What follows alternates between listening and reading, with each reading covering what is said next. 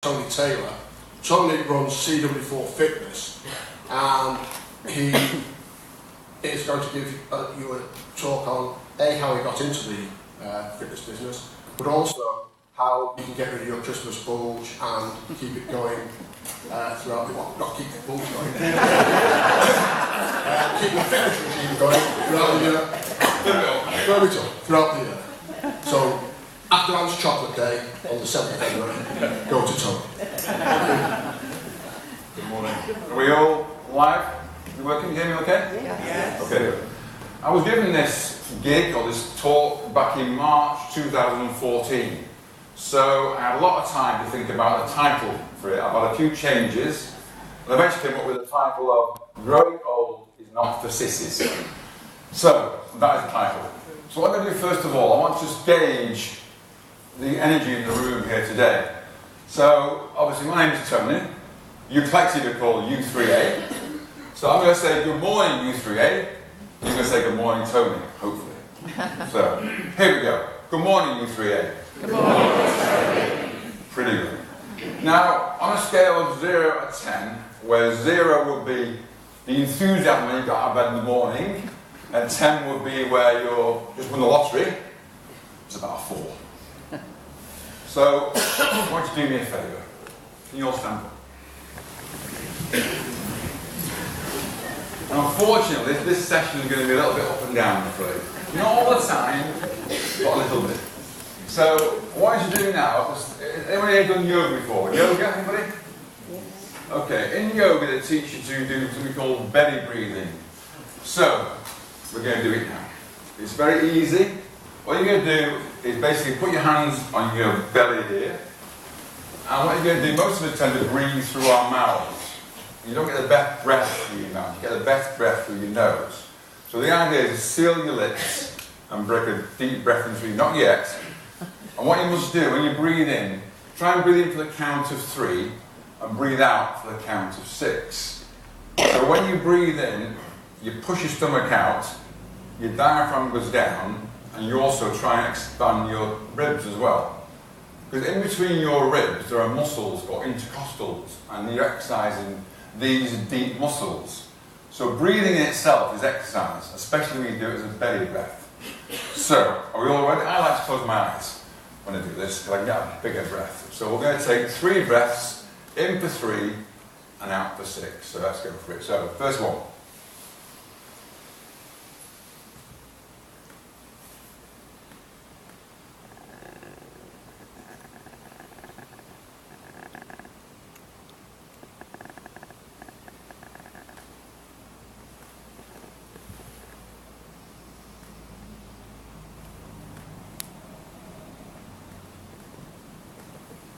Now, good morning, U3A.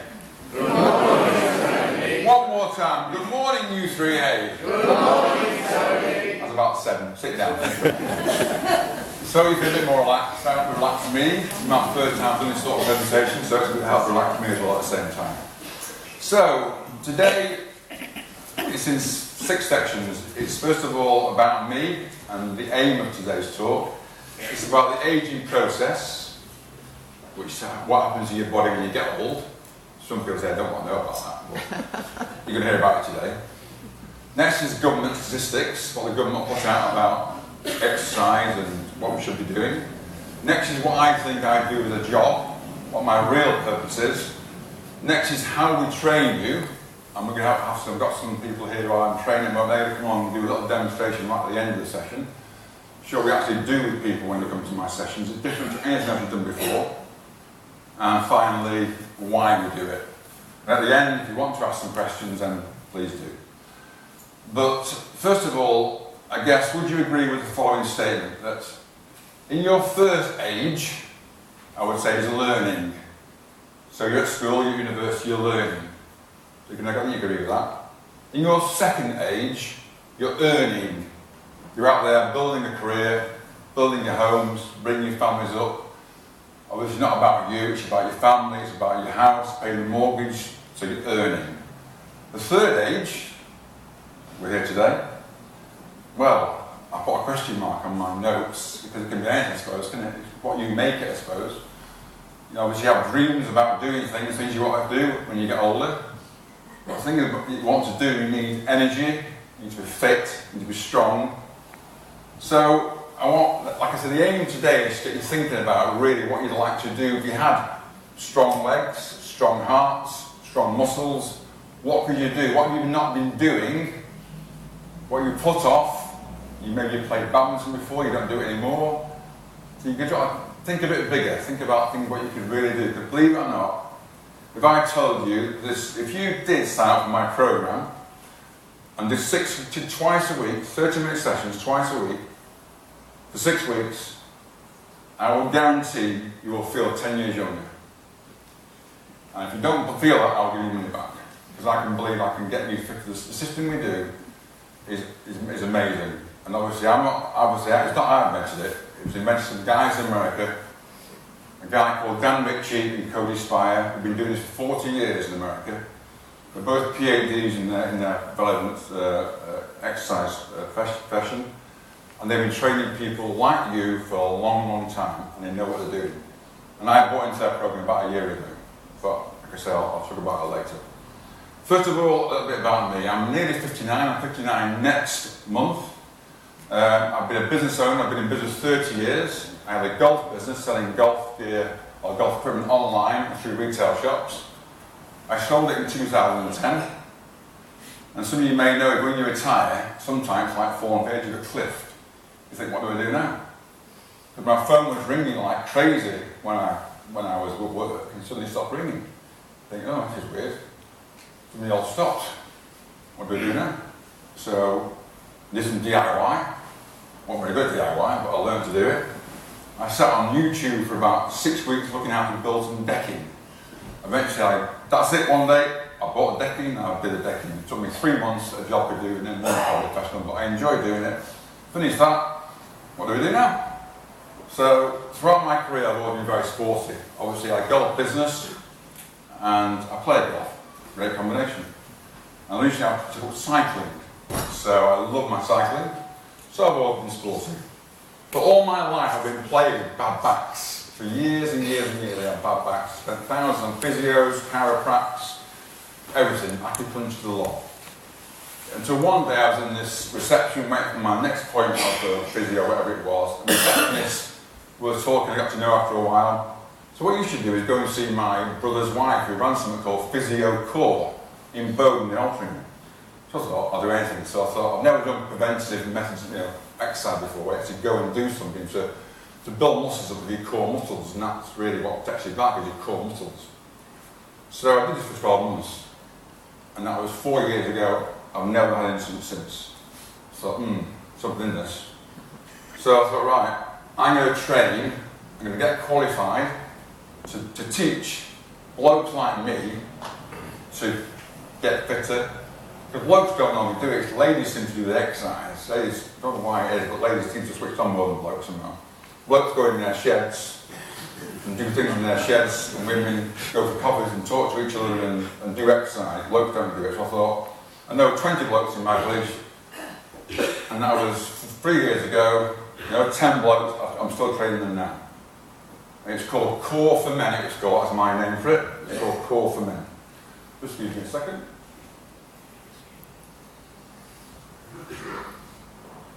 So, now it's going fine. Started this last year, had a few hospital appointments, unfortunately. One was because on a skiing holiday I had an accident. Well, it wasn't really on the skiing, it was actually après skiing. On skiing, they encourage you to dance on tables. That's what you do on skiing holidays, you dance on tables. I was on one particular table, I thought this table was too high, the roof was like this, so I jumped off this table to get on that table over there. As I jumped down, a guy was walking past with a big 3-pint jug of beer. I smashed my hand onto this jug and severed 3 tendons in my hand. There was blood everywhere, it wasn't nice. Hospital the following day, surgery the following day, got stitched up, came home, went to see hospital to follow up with the occupational therapy, started doing that, and then basically I got a rupture, so I had to get it redone. And the surgeon said, this guy's going to attack one of your tendons. Should have attacked 3 tendons in this hand here. So basically I was stitched up by the French. So we did it again. And then obviously I, again, had one operation, well, 2 hospital visits. The third one was I had a shoulder injury. This is a bit ironic really, because I was cycling through Manchester on the way to do a course teaching safe cycling in groups. And I fell back on the way there. I had a big crash on the way there. And I've got a bump on my shoulder now to prove it. So I had to have an operation on my shoulder. Third operation in about 3 months. So I had the operation, but you have to go back to physio and occupational therapy. So I'm in the orthopaedic department of my hospital. I'm there every single week. And this place is full of people. And I sit next to people, I'm trying to make conversation with a lot of people. And it seemed there was an awful lot of fractures. An awful lot of people were fracturing their hips, their knees, their ankles, their wrists, because of loss of balance. So I did some more research on this, and this is an epidemic in this country. Balance, all prevention is massive. So I thought, I better change my tactic, I better start training people a little bit older. I've been training 50 plus so far. I thought, there must be some business here. Because obviously, as a commercial thing, I thought, well, to train people, older people to retire, maybe I can train in the daytime. Because obviously at the moment I'm training at night and then in the morning, so maybe I can fill my day up with training people who are retired. So I started doing that. And I qualified to be a functional aging specialist, is my name. That was the American certificate, and since then I've done a level 3, the equivalent thing in level 3 in the UK to get my insurance. So I've got lots of certificates at home now. And I started training people of that age. I've got about 9 that I train now. My youngest, my youngest person in my group is 27, my eldest is 83. So I've got quite a range of ages there. So, and that's what I did. So, the aging process. Now, if I told you, or if you asked what a stereotypical thing of an old person would be, you might often see this. Which, there was an argument on Radio 2 about this a while ago to say that this is just all wrong, because the RAF, the sort of demographic now of older people has gone ridiculous. Obviously, you can get 85-year-old people in marathons, and you get a 65-year-old person in a wheelchair. So there's no.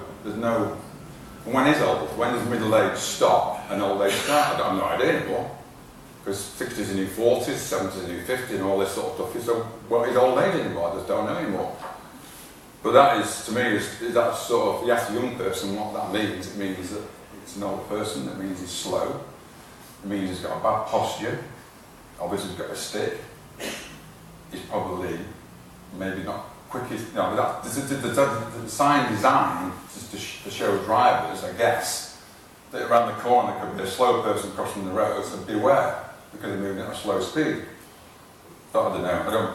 I don't think that really represents what old people are nowadays. I think it's quite an insult really what old people are, because there's an awful lot of functional people out there looking after themselves. And the bottom line is, we are living a lot longer. I'm not sure why that is. I think, well, for a start, we do know that particularly on the radio the other day, that 50% of people are taking on some sort of medication now. So that's making us live longer, but also we have the labour-saving devices in our homes. We've got remote controls, and we've got dishwashers and things. Maybe that's helping us. Maybe we understand nutrition a bit better now. Maybe we are taking care of ourselves more. We're walking more, we're doing some exercise. Because at the moment, there is 1.5 million 85 and plus in the country. So 1.85, yeah. And the next 20 years, that's going to go up 5-fold.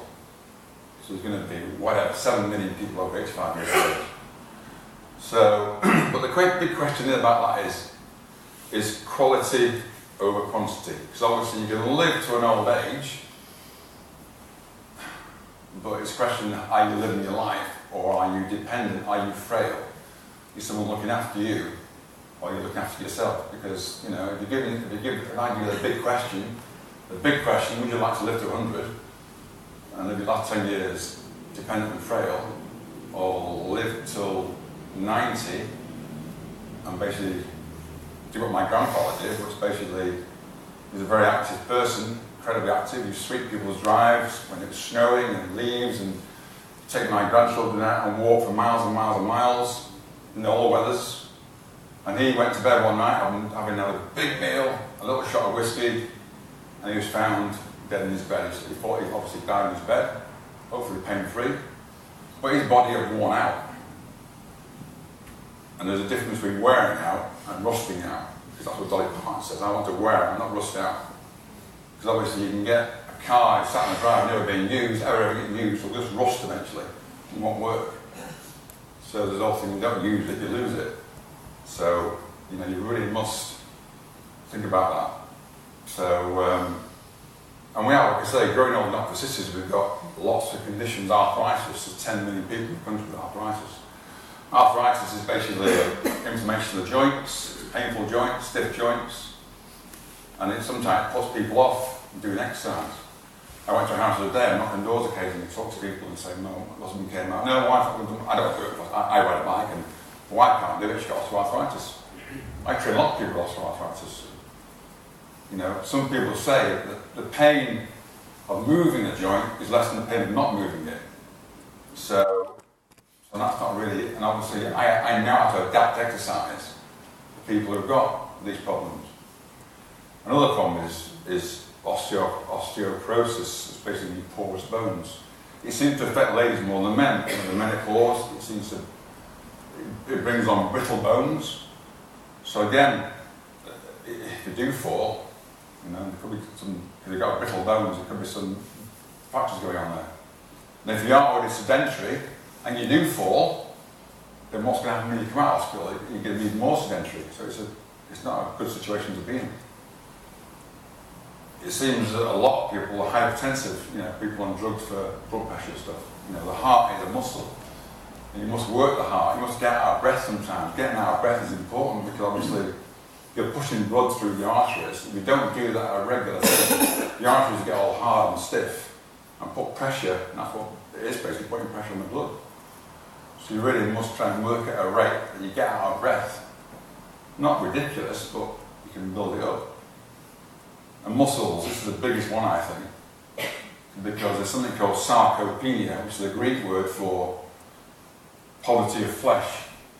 And this happens at 35 years of age. Between 35 and 65, you lose about 15 pounds of muscle mass if you do nothing. And that is seriously a problem, that is, muscle mass. It's, and it happens mostly in your bigger muscles, your thighs. In fact, who knows where their biggest muscles are? Any idea where your biggest, any idea where your biggest muscle is? We know. No, you can't. Your biggest muscle is the one you're sitting on. Your glute maximus. No one trains those muscles. I do. We do a lot. We talk about bums a lot in our sessions. In fact, I got caught by my wife earlier looking at that website. Called a glute guy. And this guy trains people who like to wear looking good in bikinis from this bum to this bum. And he's known for it. But it's really important because obviously if you can train muscles, bigger muscles, then your whole system gets fired up, it gets more metabolic. That means things start moving quicker, you're burning more calories. So I'll talk about it later, but muscle wastage is a massive, massive problem. Because obviously you see people very frail, you know, getting out of chair is a problem. And like I say, it always happens in the bigger muscles, first of all, the ones down below. Your quads, you've got 4 muscles here, you've got 3 hamstrings, you've got a huge glute maximus, not that one, but, and you've got muscles around here. These are all muscles you've got to train. No one trains muscles, everyone just, you know, appreciate yoga, appreciate Pilates, but they really don't train. You've got to train like athletes, you've got to train like Olympic athletes, and we train like people like Olympic athletes. even with not Olympic athlete, you've got to train like you're serious about getting fit.